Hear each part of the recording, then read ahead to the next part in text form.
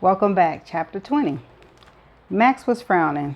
He was driving the buggy, Alice beside him, Nellie in the back, and his mind was in turmoil. What the hell was wrong with Etta? He and the men got back late on Sunday and she was asleep. He couldn't help making noise, but she didn't wake up. Since he didn't feel like explaining his actions of the day, he was glad she stayed asleep.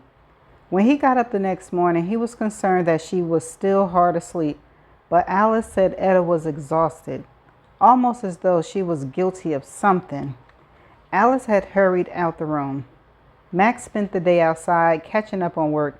When he got back that night, Etta was, well, different. Max, Alice said, stop here. He came back to the present. Oh, right. He was to let them off at the dressmaker. Alice was buying new clothes for Nellie. What are you going to do? She asked. Get supplies. No, she said, exaggerated patience. Pat did that, and anyway, there's no room in the buggy. Please tell me you aren't going to spend 2 hours drinking beer. He gave her a look that in the past would have made her back down, but now that she had what Etta called a significant other and the care of Nellie, Alice was not so respectful of her brother. Max looked away. I have to see Bert about some contracts. Good. Maybe he'll cheer you up. I don't need... He didn't finish, just got out and helped them down. Alice kissed his cheek. Please try to be happier. As he watched her, Nellie hurried away. He marveled at how she walked away. She hardly even limped. Changes, he thought, all due to Etta. She had turned their lives upside down. I just wish she didn't hate me, he muttered. How did he come about hating her? Her hating him. I just wish she didn't hate me, he muttered. He left the buggy where it was and walked to the Red Dog. For a moment, he thought about going in and drinking. After a couple of hours, he'd feel better. But he didn't do it. He went up the stairs to Bert's law office, and to his good luck, Mrs. Ellis wasn't there. Max didn't knock, just opened Bert's door, sat down, and stared at the lawyer across the desk. Bert leaned back in his chair, seeming to be glad to stop reading papers. Are you all right? Physically, yes, but my wife hates me.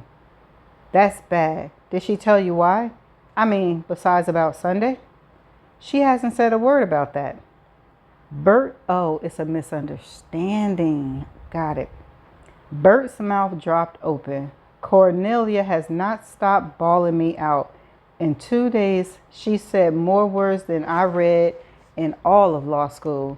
To make her shut up, I proposed and gave her a ring. Congratulations. Max didn't sound happy. I wish Etta would yell at me. Does she sulk in silence? No. She's cheerful and happy and never wants us to get out of bed. That's scary. Is it really? Bert said. Yeah, it is. But you did tell her about Sunday, didn't you? Lord, no. Never. But then she never asked anything. She's been absolutely perfect. She's been working with the cook to make better meals for the men, and she and Freddie are putting in the garden.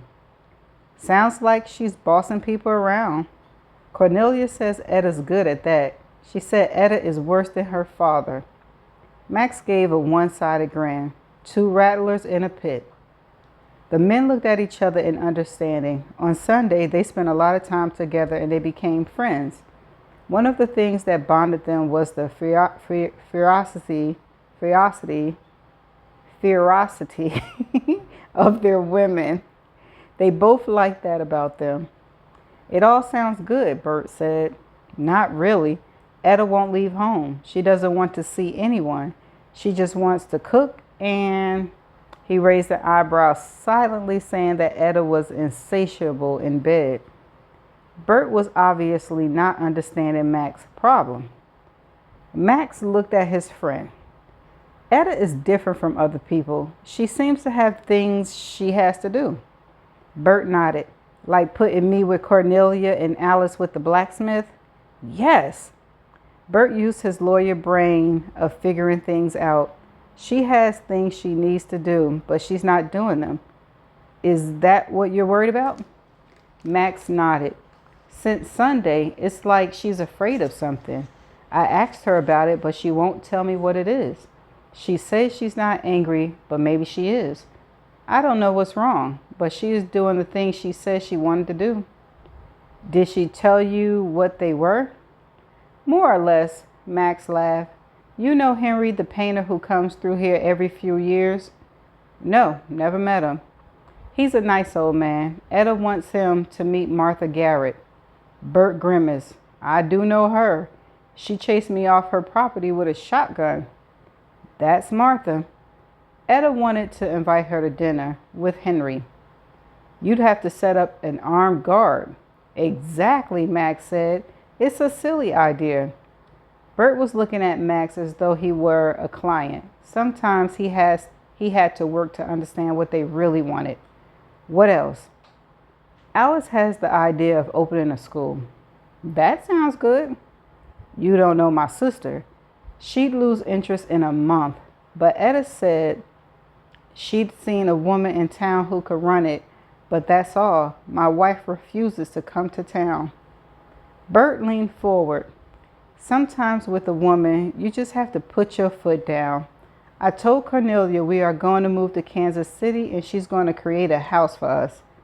You mean you're going where Etta told you to go and do what she said you had to? Bert blinked a few times. Yeah, that's right. My point is that maybe you can do what Etta wanted to do.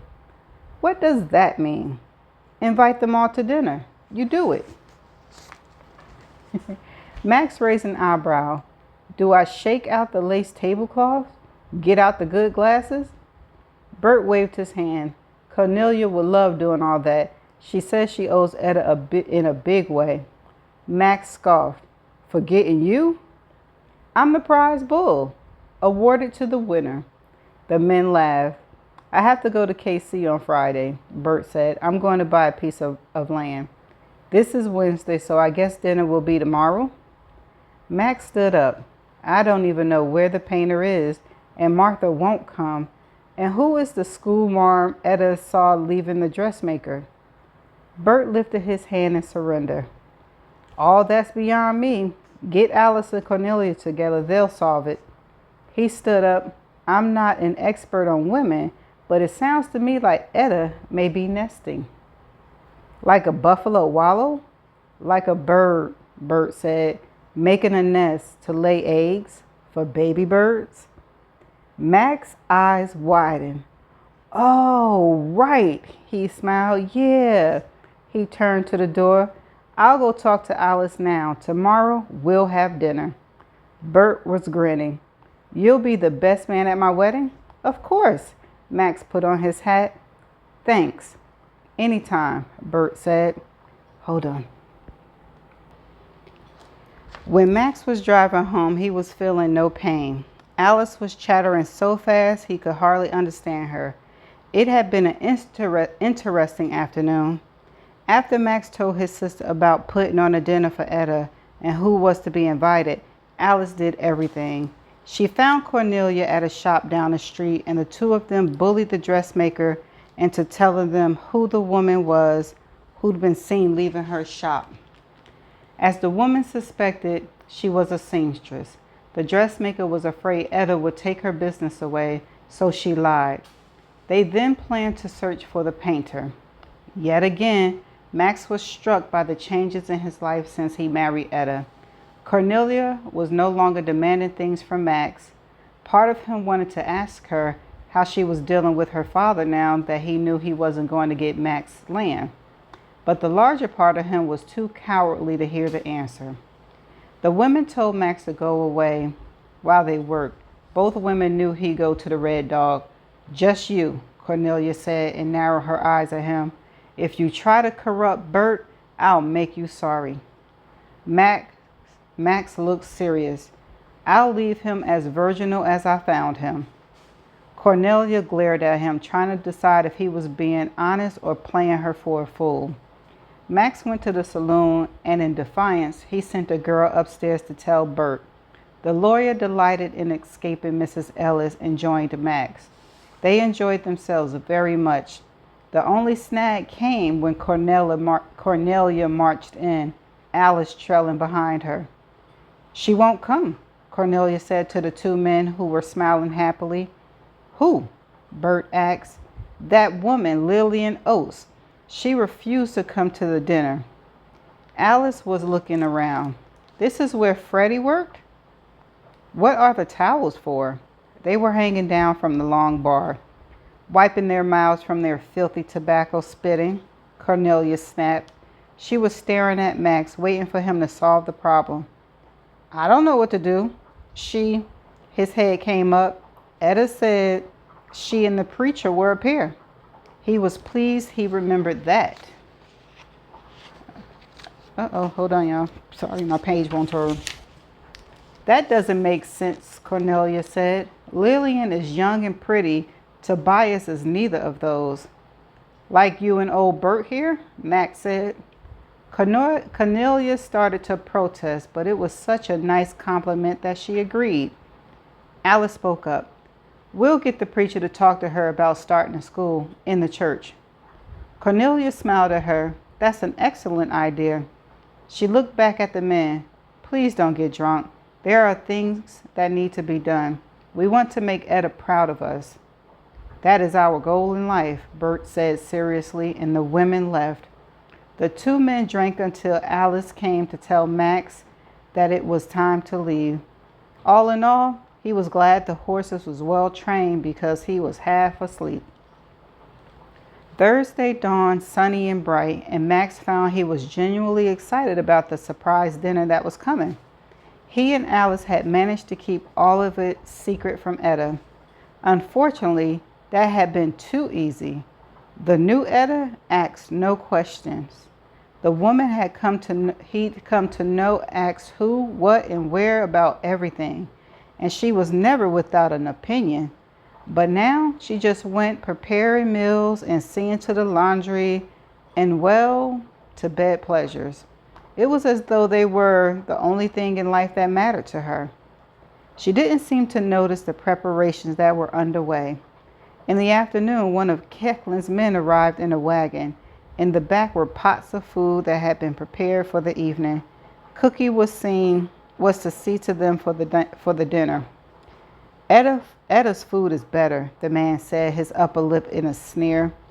"She can't cook for her own surprise now, can she?" Max snapped at him. Cookie was unperturbed.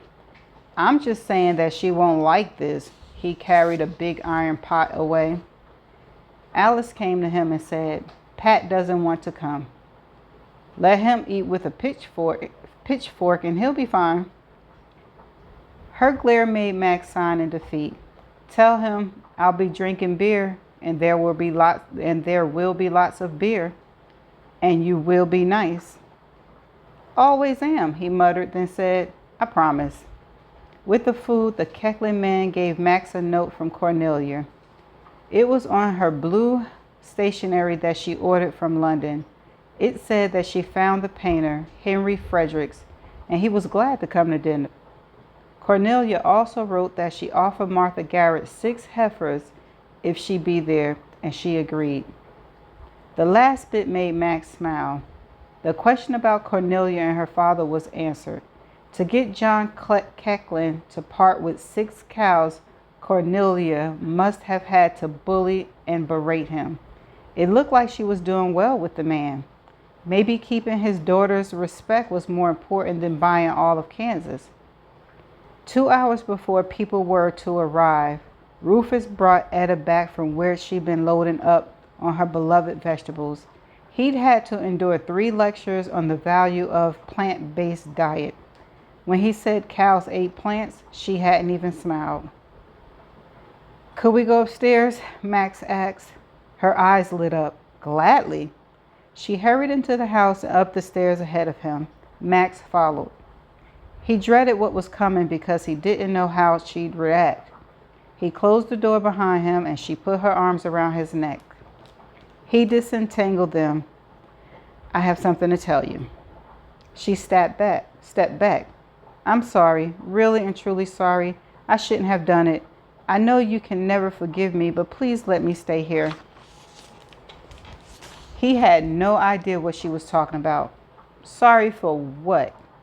Sunday, I didn't mean to humiliate you. I know everyone was laughing at you. Keklin said I was the kid who cried wolf. The women hated me. It was horrible. She sat down on the bed. I'm so very sorry. I've been trying to keep my nose out of things. She looked up at him, her eyes full of tears. I never meant to hurt your feelings. I truly believed there was danger. She put her hands over her face. Max was so stunned, it took him a while before he could speak.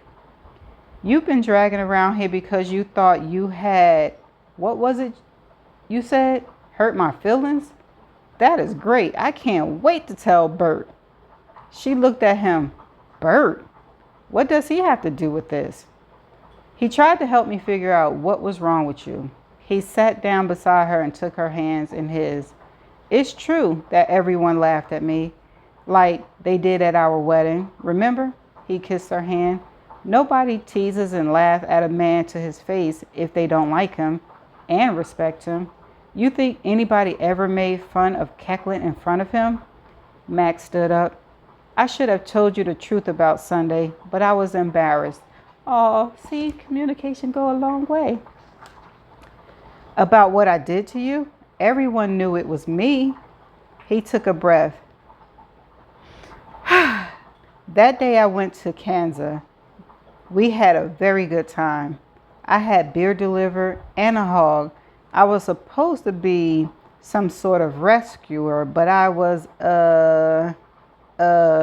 she was blinking at him. You were a drunken loot? Pretty much. But I asked people what happened that day. Rufus and Pat ran away and wouldn't answer my questions. I thought it was because everything was so awful. Are you saying that no one would tell me about it? Not because I made a fool of my husband, but because my husband had made a fool of himself? That's not exactly how I'd put it, but yes. She stood up. It was a boys' night out. Was there gambling? He nodded. Dancing? Quite a lot. Did you? She motioned to her face to indicate paint in it. I did. I had to stop at the homestead to scrub down. I didn't want you to see what I'd done. I was afraid you'd think less of me. Etta was trying to soak this in. Before you went, did my arguments persuade you in the least? Nope, not at all. Your safety is important to me. It was as though life was coming back to her. Safety? You had a drunken party. He smiled. That's true, but we didn't know if the Cheyennes were going to show up and join you. Did you have enough food and beer for them? We did. You're a horrible person, she said. He didn't smile. Maybe I am, because I've done something else. Etta was so happy that Max wasn't angry at her that she felt he could do no wrong. I invited people to dinner tonight. She stood up. I'll start cooking. No, that's all done.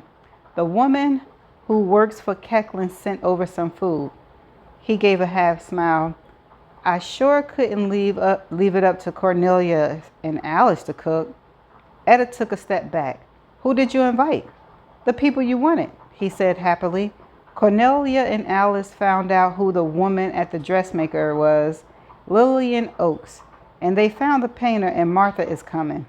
His eyes were sparkling. We did it all in secret.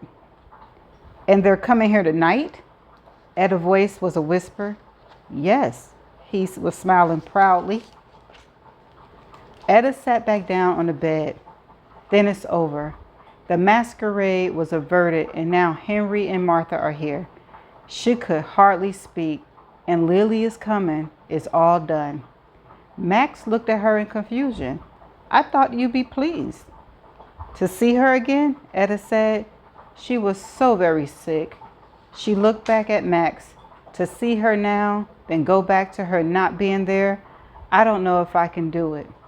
Max had no idea what she was talking about, but he can see that his surprise was a failure. You don't have to be there. He turned to the door. We'll send a plate up to you. He looked back at Etta. If the her you're talking about is the seamstress, she won't be here. She won't come. I don't know why. Maybe she's afraid of losing her job. He opened the door. So only the painter is coming? Max didn't look at her. Yeah, and Martha will be here. I'm going to put a shotgun under the table in case she gets too feisty. In one leap, Etta got up, slammed the door shut. Then it's not complete. It's not done. Not finished. What does that mean? Nothing. You have to help me get dressed. That long corset takes 2 hands. I bet Cornelia will be wearing something from Paris. Where's Sephora when I need them? And my hair is awful. Go get your mother's brush. I have work to do. When will they be here? Max hadn't moved an inch and his face showed complete bewilderment. I'll send Alice, he said, and quickly left the room. That's the end of chapter 20. So they had a big misunderstanding about what each other was feeling on that day. And it comes to find out he done got sloppy drunk and made a fool of himself. And he didn't even go to the concerts and do anything. And I can't wait to see what's going to happen at this dinner. So she's hoping none of her quests get filled, because if they get filled, that means she go back to reality. Okay, so we shall see. I shall see you in the next chapter. Bye for now.